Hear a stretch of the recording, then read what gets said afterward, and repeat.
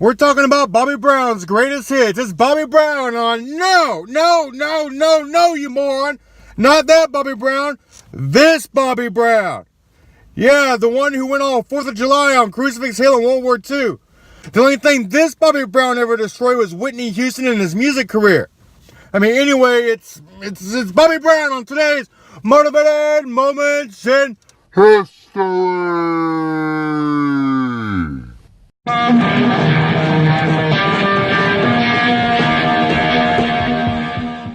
Robert Brown, who went by Bobbie, was born in 1903 in Dublin, Georgia. He dropped out of school at a young age and joined the Army at 15. Once in the Army, he took up boxing and American football. He scored 38 wins in a boxing ring and made the All-Army football team in 1927. He was so good at football that several colleges presented him with full-ride scholarships to play, but they all reneged on their deals when they found out that he only completed up to 7th grade.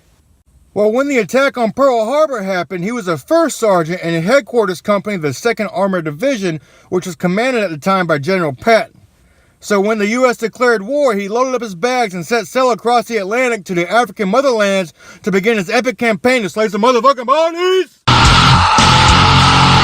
After fighting and #winning across Africa, he was commissioned to a 2nd lieutenant and sent to lead a platoon from the 1st ID. Once assigned, he and his men made their assault at Omaha Beach on D-Day, and while blasting Krauts away all across France, his commander was killed, so he assumed command of the company. On October 8, 1944, he was ordered to lead his men on an attack of Crucifix Hill. The hill was of the utmost strategic importance to the Allied force. If the hill wasn't taken, the Allies could not take the town of Aachen.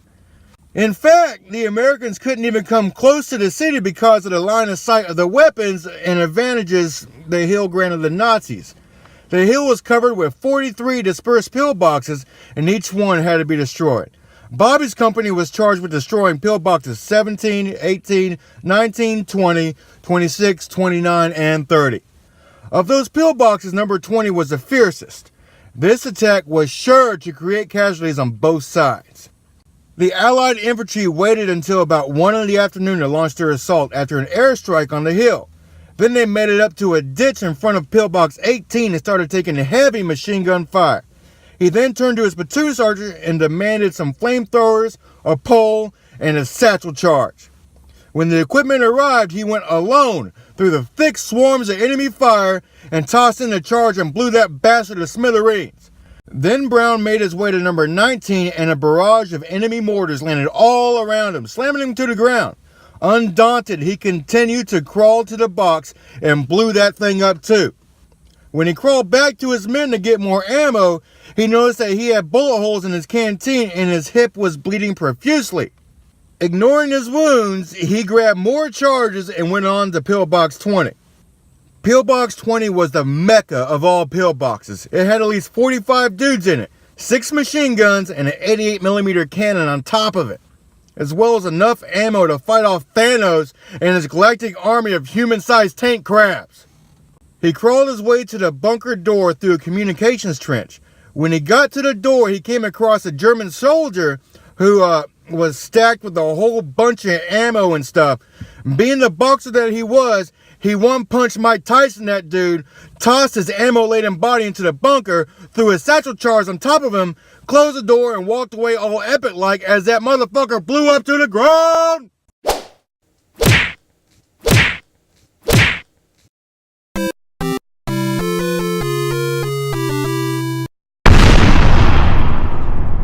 The explosion was so violent that it rained down body parts and gun pieces and even set a nearby tree on fire. And with the fiercest pillbox out of the way, the rest were sure to fall.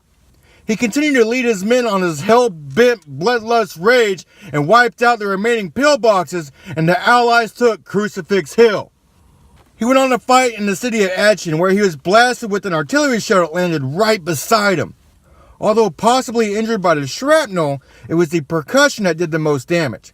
He was bleeding from his nose, mouth, ears, and stumbled away to the aid station. He went straight to a hospital in Belgium where he stayed for several months. After being released from medical care, he rejoined his company and continued to fight until the war was over. And in August 1945, For his heroics on Crucifix Hill, he was awarded the Medal of Honor. All in all, he sustained 13 war wounds. He remained in the service until 1952 and retired as a captain.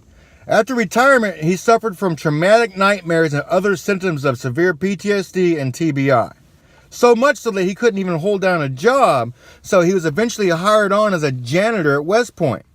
Still, no matter what anybody said to him or any type of care they tried to provide, he was imprisoned in his own mind. He could not escape his demons. In 1971, sadly, he committed suicide. I mean, this is sad. I mean, here's a war hero. But much more, here is a person who loved his troops, and in turn, he was loved back. But due to his demons closing in, he felt he had nowhere to turn. Thankfully today, the PTSD and TBI and veteran suicide epidemics are noticed, and there are programs out there to help you. There are people who care. If you need someone to talk to, hang out with, or drink a beer with, or just sit with you in a busted-ass Buick LeSabre and talk about military history, let me know. Reach out to me. I'll give you my number. And I personally know hundreds of others who are willing to do the same. There's help out there, and we all love you. And that, kids, is your Motivated Moments in History.